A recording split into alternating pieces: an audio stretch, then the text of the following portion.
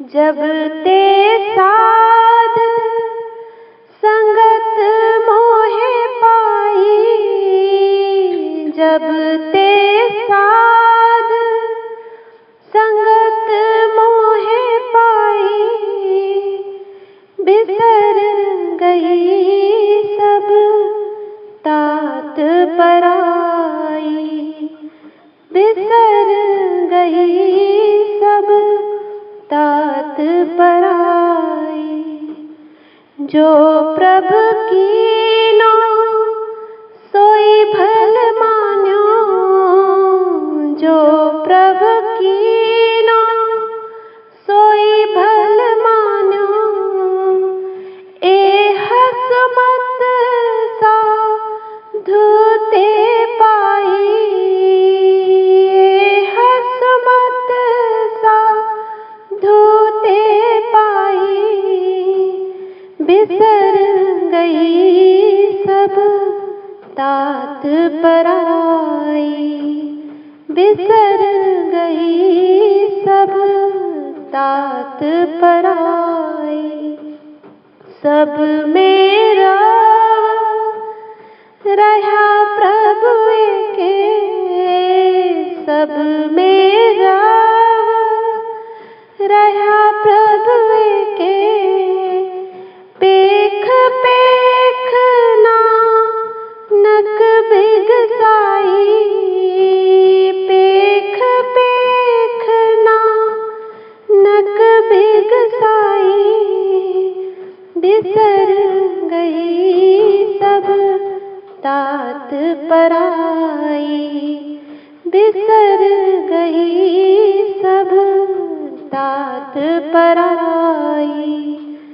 जब ते साध संगत मोहे पाई, जब ते साध संगत मोहे पाई, बिसर गई सब तात पराई, बिसर गई सब तात पराई। हेलो सबने के प्रणाम। थोड़ी देर सत्संग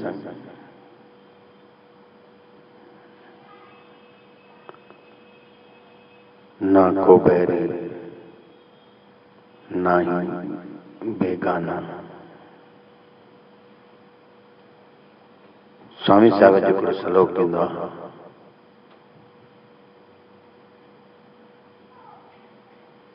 जीव ॼाणी पाण खे, पाण खे तूं जीव समझे थो, यानी तोखे अंदर में मन हलाई थो, तो जुड़ियो रहो जगदीश सां। अंदर में चेष्टा करे ही सॼो जग जगदीश रूप थी।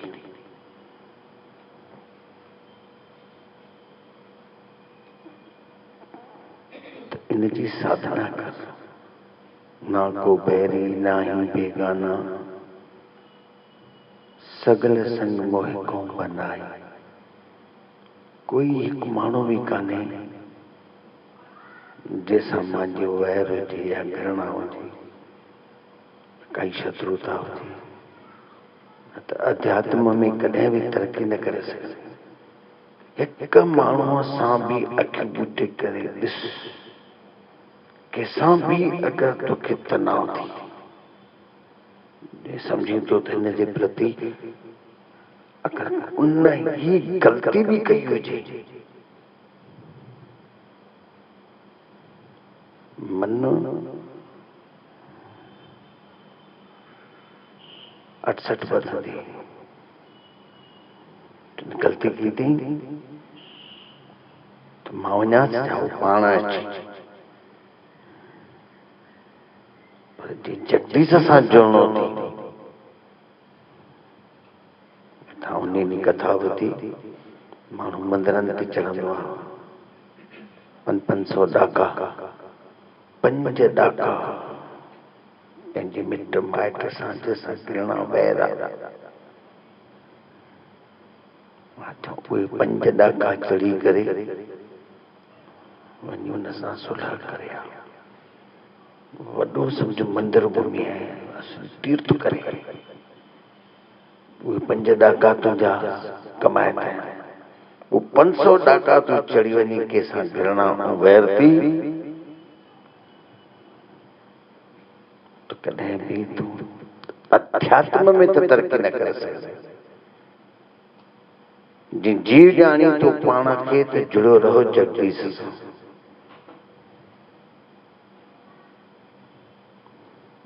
शरीर ॼाणी पाण खे, शरीर जो अहंकार आहे मां, मुंहिंजो नालो, मुंहिंजो धन, मुंहिंजो यश, जी ईअं अंदर में अती मां आहियां, इहो पाण खे मिटा। इहो शरीर हिकु ओस जी बूंद थी, हिन शरीर जे मथां माण न कर। इहो शरीर जॾहिं माण करे वञ मसाणनि में ॾिस वञ, न करे हिंदू शरीर खे साड़ींदा आहिनि, ॾिस कहिड़ी हशर थिए थो न शरीर सां।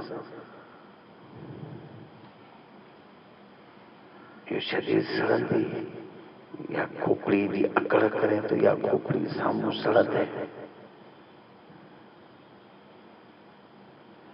ॾिस के कब्रिस्तान में शरीर खे गाड़ींदा आहिनि, 3 प्रकारनि जा सर थींदा आहिनि,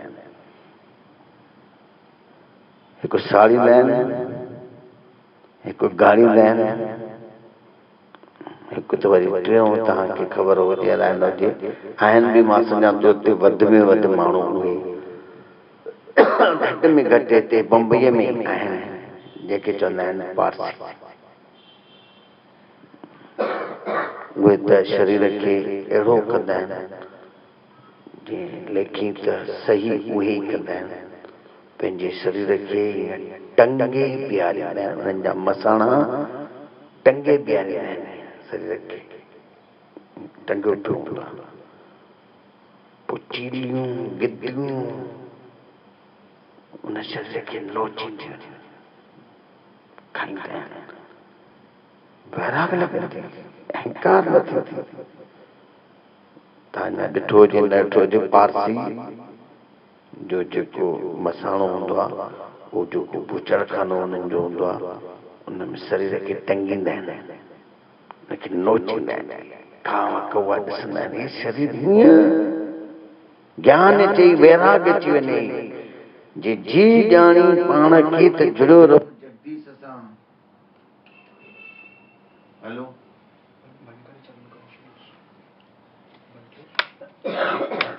हेलो लाइट हेलो हेलो खत्म थी वियो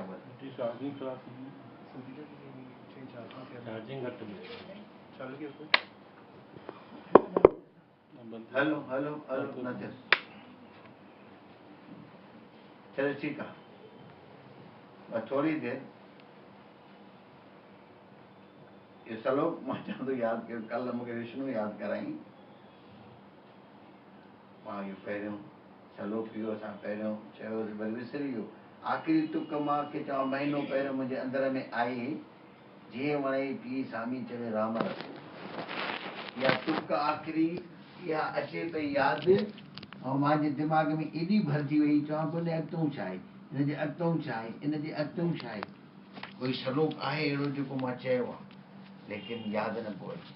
वरी हाणे कल्ह विष्णु खणी आयो मोबाइल ते, साईं श्लोक ईअं ठाहिया आहिनि, लिखिया आहिनि बाबा जन जी फोटू हणी करे, पढ़ी ॿुधाई। अरे मां यार हे श्लोक त मुंहिंजे कम जो आहे। जीअं जी ॼाणी पाण खे त जुड़ियो रहो जगदीश सां, जीअं शरीर ॼाणी पाण खे त मरी मिटी थी। ये शरीर जो अहंकार कंदे अकड़ कंदे तो इहा अकड़ अध्यात्म में पहुचण नथी थिए। जे शरीर ॼाणे पाण खे त मरी मिटी थी। ॾिस इहो शरीर मिटीअ में कीअं थो मलिजे पियो, असांखे केॾो अहंकार आहे। हे कारसी इन शरीर खे जेको टंगींदा आहिनि, मां चवां त कंहिं ॾिठो त मां बि न आहे, मां बि ॿुधो आहे। असां वटि पारसी आहिनि पर पारसी आहिनि थोरा। असां वटि 2 घर आहिनि 3 कुलपुरी कटनीअ में, त उहे बूचड़खानो ठाहिनि कीअं, पर उन्हनि वरी गाड़ियो ई आहे। मां ॾिसी आयो आहियां पारसियुनि जी बि, हेॾो क्रिश्चन जी, हेॾो पारसियुनि जी, विच में रस्तो आहे। पारसियुनि जो पंहिंजो प्लाट हेॾो आहिनि ई 2 घर, कावासी चवंदा आहिनि उन्हनि खे। 2 घर पढ़ियल लिखियल पूरे विश्व में पारसी आहिनि सभिनी खां थोरा। पारसी सभिनी खां थोरा, सभिनी खां थोरे में थोरी अगरि जात आहे, ऐं पारसियुनि जो नालो पूरे विश्व में थी। असां सिंधियुनि जो नालो एॾो कान्हे जेको पारसियुनि जो आहे। छो पारसियुनि जो जेको उन्हनि जो गुरु हुयो पूरे विश्व में, जरथूस नालो हुयुसि। हा, पारसियुनि जो गुरु जरथूस। जरथूस जे करे ई पारसियुनि जो नालो अथव, ज्ञानी संत हुयो।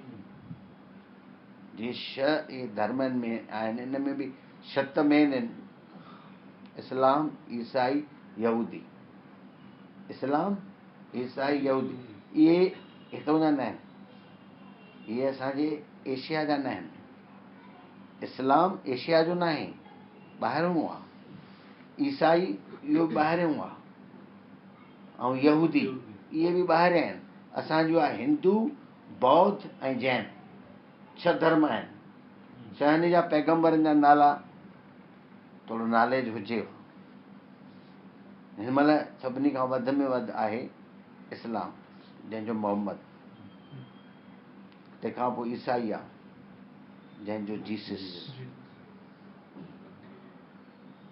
ऐं हुननि जो त जरथूस जो इहो 6 में न आहे, इहो त थोरे में आहे। ऐं हितां जो बुद्धनि जो बौद्ध, हिंदुनि जो कृष्ण ऐं जैननि जो महावीर, ऐं यहूदियुनि जो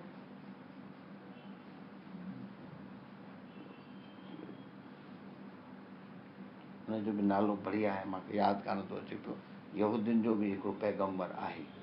त हे पारसी हिकिड़ा अहिड़ा आहिनि जेके टंगींदा आहिनि। उहे ॾिस वैराग लॻनि थी, या अकड़ न।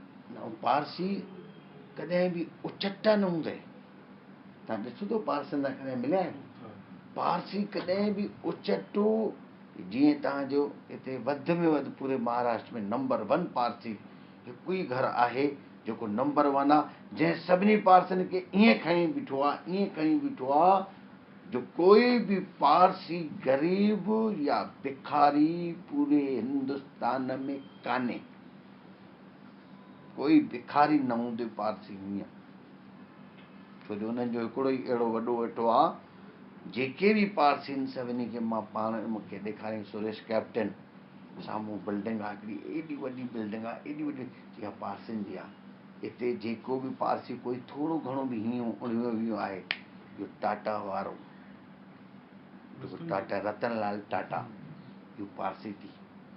हिन पंहिंजी पारसियुनि खे बिल्कुलु उच कोटीअ जी शिक्षा, पर आहिनि सभु शाहूकार आहिनि। पारसी कोई बि ग़रीब कान्हे, ऐं माण्हू कान्हे नी। पारसियुनि में चाहे केॾो बि पैसे वारो हूंदे, अकड़ न हूंदसि। हुननि में अहंकार, इन करे हुननि जो जेको मौत थियण खां पोइ जेको टंगींदा आहिनि हुनखे, ॾिस तुंहिंजे शरीर जो हे असरु थियणो थी, ऐं तूं हिते अहंकार थो करे।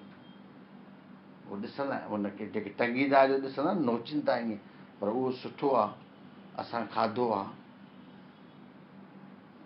असां बि जेके तत्व ठहिया आहिनि खाधे सां धरतीअ जा, पक्षी खाईंदा वरी बि धरतीअ में ई मिलंदा।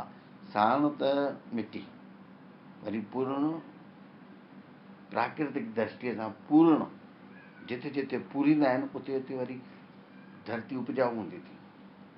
भारत एॾो उपजाऊ न आहे जेको ॿाहिरि उपजाऊ आहे। ऑस्ट्रेलिया वेंदव, अमेरिका वेंदव, ॾाढो उपजाऊ अथव, छो जो हुते लाशनि खे छा कंदा आहिनि, दफ़नाईंदा। इहो प्राकृतिक सां दफ़नाइणु सुठो आहे। ऐं साण सां मिटी रख त उते उपजाऊ न थींदी, उते त सभु पूरींदा आहिनि। पर वैराग जी दृष्टिअ सां माण्हूअ खे अहंकार ऐं अकड़ त पारसनि जो, पारसी ॾिसंदे टंगे बीहारींदे, ॾिसो इहे नोचींदा पिया, गिद्धूं ईअं खाईंदियूं आहिनि, ईअं दिलियूं बिलियूं ईअं कढी करे चक पाए करे शरीर खे खाईंदियूं। वैराग लॻंदो आहे माण्हूअ खे, मां छा ते थो अहंकार कयां, मां छा ते थो माण कयां। त स्वामी साहिबु चए थो पियो जीव ॼाणे पाण खे त जुड़ियो रहो जगदीश सां। ना को बैरी ना को बेगाना, सगल संग मोए को बन आई, बिसर गई सब तात पर आई, जब ते साध संगत मोहि पाई। ये आहे साध संगत। हिन में जॾहिं मां इहो ज्ञान ॿुधो, मूंखे उहो अहंकार, साध संगत यानी सतगुरू जी संगत आई आहे। इन मां ई असांखे इहो ज्ञान मिले थो। जब ते साध संगत मोहि पाई, साध संगत न पाती त मूंखे बि अहंकार हुयो, अकड़ हुई। त जीव ॼाणे पाण खे त जुड़ियो रहो जगदीश सां। शरीर ॼाणी पाण खे त मरी मिटी थी। जे आत्मा ॼाणी पाण खे त कढ संसे जो सीव, यानी उनखे वरी संसूं भरनि। अॼु हे न खावां, हीअं न कयां, हूअं न कयां, असां लोला न कयासीं, भला असां हे न कयोसीं, टिकण चीज फिकण चीज अलाए छा छा माण्हू कंदा आहिनि, ॾियारे ते पूॼा न कईसीं, संसार जा घुमंदा आहिनि। अड़े आहे आत्मा, त वरी छा जा संसार, छा जा शुभ ऐं छा जा अशुभ। माण्हू वरी मुहूर्त कढाईंदा आहिनि, ॾिसजांइ त यार कहिड़ो शुभ मुहूर्त आहे। अड़े उनजे लाइ कोई संशय ई न आहे। जीअं आत्मा ॼाणींदो त उनजे लाइ चाहे तारा ॿुॾल हुजनि दुनिया जा, चाहे खुलियल हुजनि, उनजे लाइ कोई तारो ॿुॾल कान्हे, न उनजे लाइ कोई श्राद्ध आहिनि, न श्राद्धनि जो महीनो। अगरि श्राद्धनि जो महीनो बि हूंदो, कोई मिटी माइट हलिया कर, छा छाजो संसो। संतोष कुमार श्राद्धनि में एॾो वॾो उद्घाटन कयईं, दुकान में माण्हू मग़ज़ ख़राब थी विया। भेण न श्राद्धनि में उद्घाटन कबो आहे, चई रेडी आहे त ॿुधे साध संगत थियल संतोष कुमार चए थो अॻियां ॿुधे छाजो तूं चई श्राद्ध, छा चवंदा आहिनि, चई वॾनि जा ॾींहं हूंदा आहिनि। चई हाणे पोइ वॾनि जा ॾींहं हूंदा आहिनि त मां दुकानु घुलिया, मुंहिंजो पीउ ॾिसी करे ख़ुशि थींदो त दुखी थींदो। वॾनि जा ॾींहं आहिनि, ॾाढो असांजो ॾिसंदो चवंदो अड़े असांजे पुटनि दुकानु खोलियो आहे, एकारे सुठो की न ख़राबु, हाणे वेठा त कान्हनि के। पर जंहिं आत्मा ॼाणो त उहो संशय जो सीउ कढंदो। जे आत्मा ॼाणी पाण खे त कढ संशय जो सीउ, पोइ जीअं वणई तीअं पी। स्वामी चवे राम रस, पोइ जीअं वणई, चंड खे ॾिसी आहा राम आयो, इहो भॻवानु आहे। सिज खे ॾिसी, गुल खे ॾिसी, माण्हुनि खे ॾिसी, इहो भॻवान जी यादि आहे। जंहिंखे ॾिसी इहो राम जो रस आहे। पोइ जीअं वणई तीअं, खाधो खाइण में अन्नम ब्रह्म, खाधो ई खाईंदे रस मिलंदी, चवंदे इहो राम रस आहे। इनखे चइजे राम रस पियो रे, राम रस पियो रे, जह रस बिसर गयो रस और, जह रस बिसर गयो रस। हाणे इहो वरी मां श्लोक वरी चई छॾियां, ध्यान सां ॿुधंदव पोइ यादि अची वेंदो। जीअं जीव ॼाणी पाण खे त, जे जीव ॼाणी पाण खे त, जे शरीर ॼाणे पाण खे त, मरी मिटी थी। जीअं आत्मा ॼाणी पाण खे त कढ संशय जो सीउ, संशय जो सीउ कढ, पोइ जीअं वणई तीअं स्वामी चवे राम रस। मां हाणे वरी चवां, जीअं जीव ॼाणी पाण खे त जीअं शरीर ॼाणी पाण खे त ऐं जीअं आत्मा ॼाणी पाण खे त पोइ जीअं वणई स्वामी चवे